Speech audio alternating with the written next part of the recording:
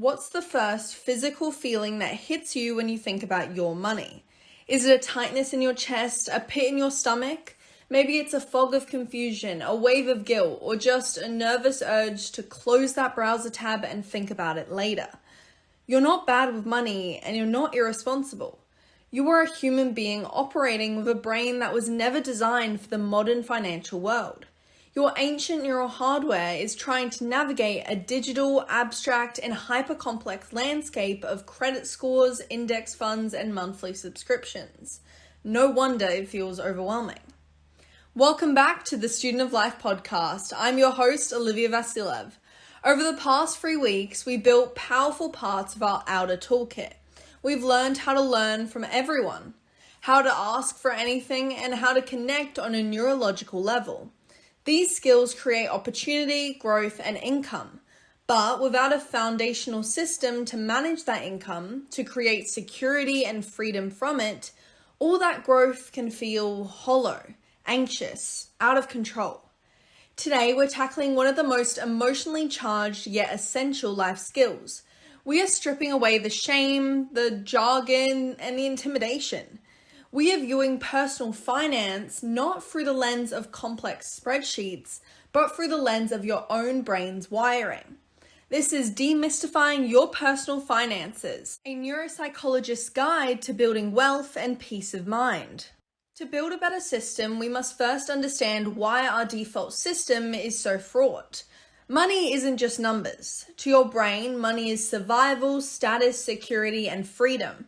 It triggers our deepest motivational circuits and our most primal fear centers. Let's start with the amygdala hijack. For our ancestors, scarcity meant immediate physical danger, starvation, exposure, predation.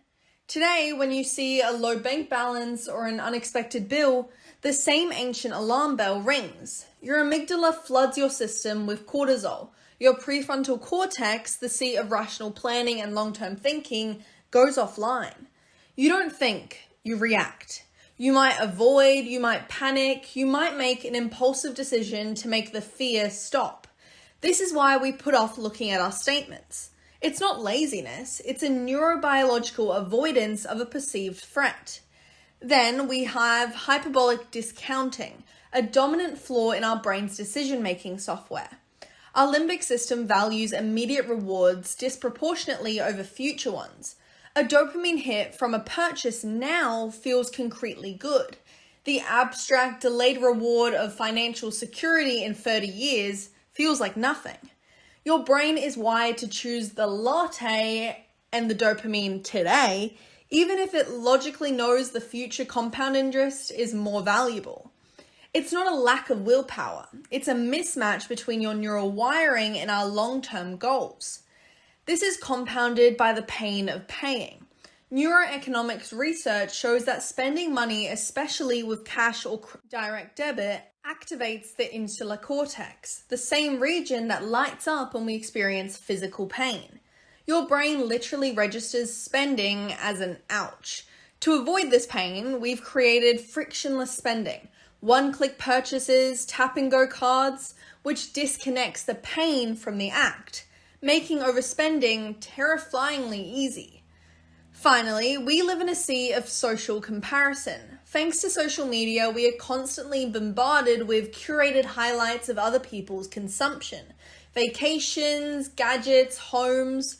This triggers our brain's deeply ingrained status-seeking circuits, mediated by neurotransmitters like serotonin. We are driven to keep up, often spending on visible symbols rather than investing in invisible security. This is the neurological root of lifestyle inflation. So, the chaos you feel isn't personal failure. It's the predictable result of a Stone Age brain in a digital age financial world. The goal, therefore, isn't to become a spreadsheet wizard. It's to become a cognitive architect, to design a financial system that works with your brain's biases, not against them. Complexity is the enemy of execution. A perfect 50-category budget will fail because it causes decision fatigue and cognitive overload. Your brain will rebel. So we need something simple, automatic, and aligned with our neurology. I call it the three-bucket system. It's not just about where your money goes, it's about what each bucket means to your nervous system. Bucket 1, the security bucket, your anti-anxiety circuit. This is your immediate liquid safety net. Its sole purpose is to quiet your amygdala. Neuroscience shows that simply knowing a safety net exists lowers your baseline cortisol levels, freeing your prefrontal cortex for better decisions. This holds 3 to 6 months of essential living expenses, being rent, food, utilities, minimum debt payments, etc. Now, the brain hack here is to keep it in a separate, boring savings account. Don't invest it. Its value isn't in growth. Its value is in neurochemical calm. Every time financial anxiety whispers, you can tell your amygdala, the security bucket is full. We are safe. This is the foundation of everything else. Bucket 2, the freedom bucket, your long-term dopamine pathway. This is for your future self. Its purpose is to transform the abstract pain of saving today into a concrete, feel-good story about future freedom. We need to make the future rewarding now. So, this is for long-term growth, being retirement, major future goals like a home or a sabbatical. This money is invested. Now, the brain hack here is to automate it. Set up a direct deposit from your paycheck into this investment account, like a low-cost index fund or your retirement account. Now, why are we doing this? Well, because automation leverages inertia, one of the most powerful forces in behavioral science. It turns the long-term savings decision into a one-time event, bypassing the daily willpower battle between hyperbolic discounting. You're not choosing to save, you're just not choosing to stop. Out of sight, out of mind, growing quietly. Moving on to bucket 3, the life bucket, your present day reward budget. This is everything else. Rent, groceries, Netflix, dinners out, that new book. Its purpose is to be spent without guilt or tracking every penny. So, this is what remains after buckets 1 and 2 are automatically funded. The brain hack here is to give explicit permission. This is critical. Once your security and your freedom buckets are on autopilot, your brain needs to know that the money in the life bucket is safe to spend. This eliminates the background guilt and decision fatigue of, can I afford this? You've already secured your future and your safety. This money is for living. This reframe turns spending from a source of anxiety into a source of joy and nourishment. The system is simple. The hard part is sticking to it, amidst daily temptation. So we use environmental design, a core theme of this season, to make the right choices automatic.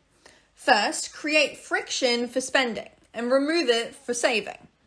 Unsubscribe and unsave. Delete shopping apps. Unsubscribe from promotional emails. This reduces cues that trigger the wanting circuitry in your brain. Next, implement a 48-hour rule. For any non-essential purchase over a set amount, you must wait 48 hours. This creates a cooling off period, allowing your rational prefrontal cortex to re-engage and override the limbic system's impulse. Second, make your goals visceral, not abstract. The future is a nebulous concept in your brain. Make it real. Create a freedom vision board. Don't just say financial independence. Find a picture of the cabin you want to write in, the beach you want to walk on, the face of your future self free from the work stress. Put it where you see it daily. This activates your brain's default mode network, linking your present day actions to a vivid, emotionally compelling future, making the sacrifice more meaningful. Third, reframe your identity. Stop saying, I'm bad with money.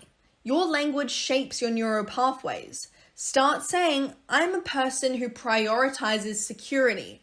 I am building freedom. I design systems that make good choices easy. This is self-signaling. Each time you automate a transfer or follow your 48-hour rule, you are not just saving money, you are strengthening the neural identity of a competent, future-oriented person. Demystifying your finances isn't about becoming someone who loves spreadsheets. It's about becoming someone who loves peace of mind. It's about using neuroscience to build a simple, automatic fortress of security so that your cognitive resources, your focus, your creativity, your courage are freed up for everything else that matters in your life. You are not managing money. You are managing your attention, your anxiety, and your future self. The Three-Bucket system is your neuro protocol for doing exactly that. Now that we've built systems for learning, asking, connecting, and securing our foundation, we face a new challenge. All of this creates a torrent of information, notes from what we've learned, ideas from conversations, plans for our money. How do we organize it all without drowning? Next week, we build the central hub of our outer toolkit. We're diving into one of the most requested episodes of all time, building a second brain. This is a practical, neuroscience-backed guide to capturing, organizing, and connecting everything you learn. So your best thinking is always at your fingertips and no insight is ever lost. It's time to offload your mental RAM. But this week, take just one neurocentric action. Open a browser tab, label it Security Budget, and transfer whatever amount feels doable, even if it's just $10, into a separate savings account. You are not just moving money, you are sending a direct signal into your amygdala. We are building safety. This is the first, most powerful step. And remember, never stop learning. I'm your host, Olivia Vasilev, and this is the Student of Life podcast.